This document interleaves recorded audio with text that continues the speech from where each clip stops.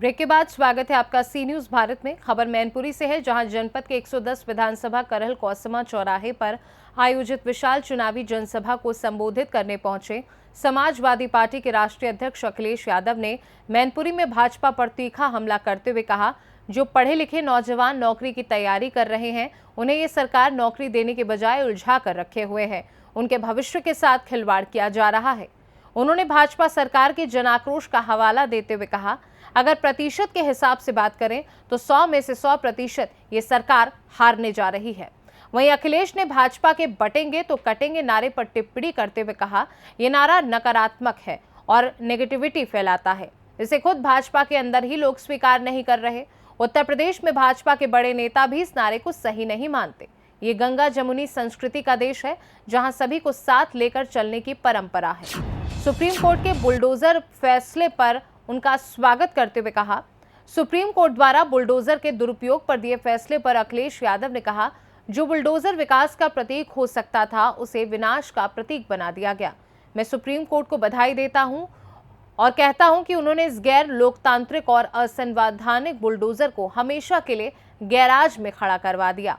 इसके अलावा जिन अधिकारियों ने इसे दुरुपयोग किया, उन पर कार्यवाही की जानी चाहिए। नौजवानों के भविष्य को लेकर अखिलेश ने भाजपा सरकार पर सवाल उठाते हुए कहा, भाजपा ने युवाओं से बड़े बड़े वादे किए थे, लेकिन उनके भविष्य से खिलवाड़ किया। उनकी मांगों को तुरंत मानना चाहिए। डिप्टी सीएम के दौरे के कैंसिलेशन पर अखिलेश ने कटाक्ष करते हुए कहा, कोई मौसम खराब नहीं है, भारतीय जनता पार्टी का मौसम खराब है। मुख्यमंत्री और डिप्टी सीएम पर हमला बोलते हुए अखिलेश ने कहा, मुख्यमंत्री समाज में अंदर अंदर बारूद की सुरंग खोद रहे हैं, वहीं डिप्टी सीएम अपनी कुर्सी के लिए सुरंग खोदने में लगे हुए हैं। भाजपा ने कोई ठोस काम नहीं किया और दूसरी बातें करके सिर्फ नौजवानों को उलझाने का काम कर रही है। अखिलेश ने भाजपा को डिवाइड एंड रूल की राजनीति करने वाली पार्टी बताया। उन्होंने कहा, यहां डिवाइड एंड रूल की नीति कभी स्वीकार नहीं की जा सकती, लेकिन भाजपा अंग्रेजों के पद चिन्हों पर चलना चाहती है। सुनिए। नौजवानों की नौकरी को उलझा कर ये परेशान कर रहे हैं। न केवल पढ़े लिखे जो अपनी तैयारी कर रहे थे, उनके भविष्य के साथ खिलवाड़ कर रहे हैं। इस सरकार के खिलाफ आज जनता दिखाई दे रही है। अगर हम प्रतिशत के हिसाब से देखें तो 100 में से 100% ये हारने जा रहे हैं, और अगर हम गिनती और संख्या में गिनेंगे तो 9 की 9 सीटें ये इस बार बाई इलेक्शन हार रहे हैं।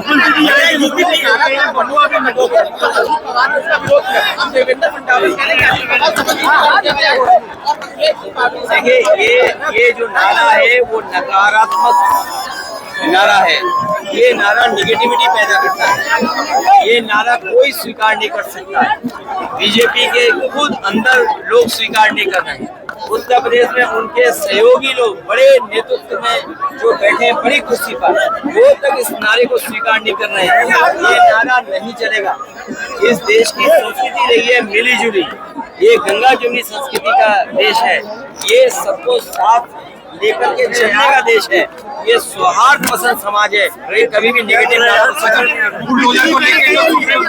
ये विकास का जो प्रतीक था बुलडोजर, उसको विनाश का प्रतीक बनाया। मैं सुप्रीम कोर्ट को बधाई देता हूँ। ये जो अनडेमोक्रेटिक, अनकॉन्स्टिट्यूशनल बुलडोजर जो चल रहा था, उसको हमेशा हमेशा के लिए गैराज में खड़ा कर दिया। न केवल गैराज में खड़ा कर दिया, बल्कि सरकार को सोचना चाहिए, उन्हें जुर्माना देना पड़ेगा।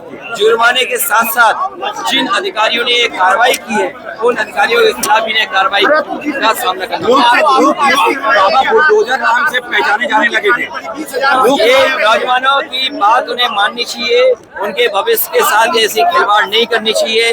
जो बड़े बड़े दावे करते हैं कि रिकॉर्ड एग्जामिनेशन करा सकते हैं, रिकॉर्ड संख्या के बच्चों की परीक्षा करा सकते हैं, ये यूपी पीसीएस के बच्चों की नौकरी एक साथ नहीं करा सकते। ये उनके भविष्य के साथ खिलवाड़ थी। उनकी मांगे माननी चाहिए।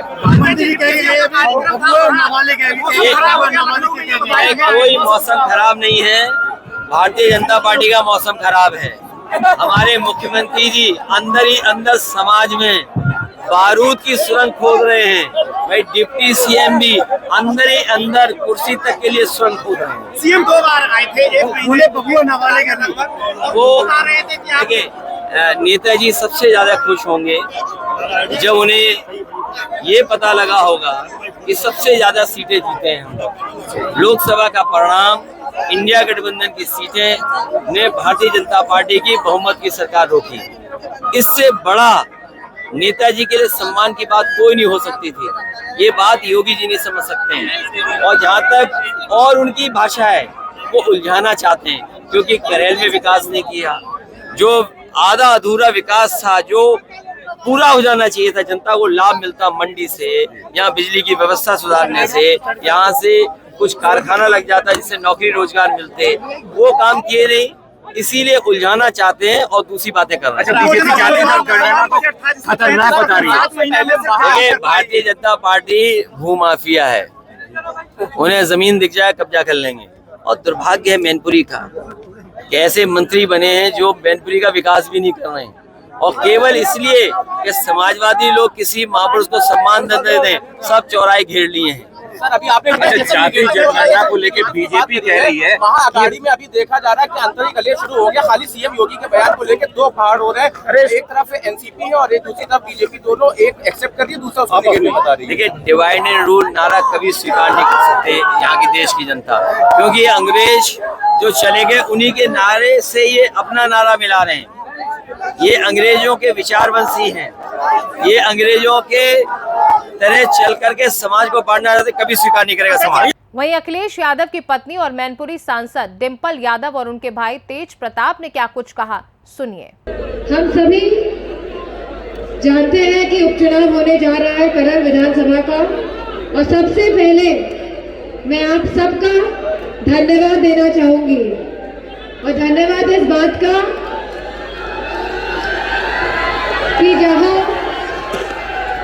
जहां उत्तर प्रदेश में समाजवादी पार्टी ने 37 सांसद जीतने का जो काम किया है, और उस 37 सांसद में भी सबसे ज्यादा वोटों से मैनपुरी की लोकसभा ने जिताने का जो कार्य किया है, तो मैं आप सबको बहुत बहुत धन्यवाद और आभार प्रकट करती हूँ। यह चुनाव जो होने जा रहा है, ये सरकार बनाने वाला चुनाव नहीं है, लेकिन कहीं ना कहीं यह चुनाव पूरे प्रदेश और देश में संदेश देने का चुनाव है।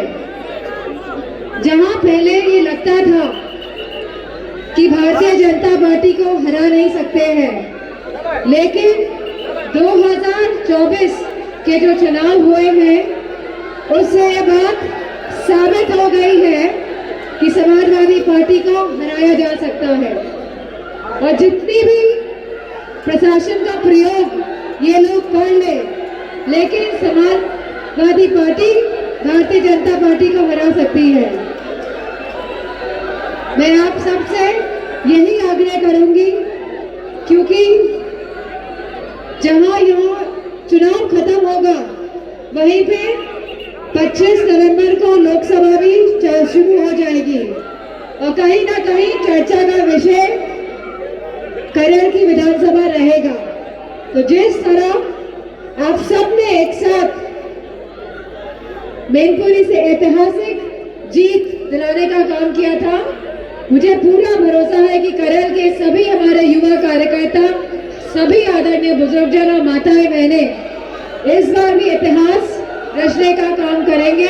और आज आपको पता है कि भारतीय जनता पार्टी के बड़े नेता और इस प्रदेश के डिप्टी सीएम की सभा थी बरनाल में, और भीड़ न होने के कारण 2 बजे आकर वो सभा कैंसिल कर दिया गया। और मैं कहना चाहता हूँ कि जिस पीडीए को माननीय राष्ट्रीय अध्यक्ष ने बनाया, उसको आगे ले जाने की और उसको सहेज के रखने की जिम्मेदारी आपकी, हम सबकी है।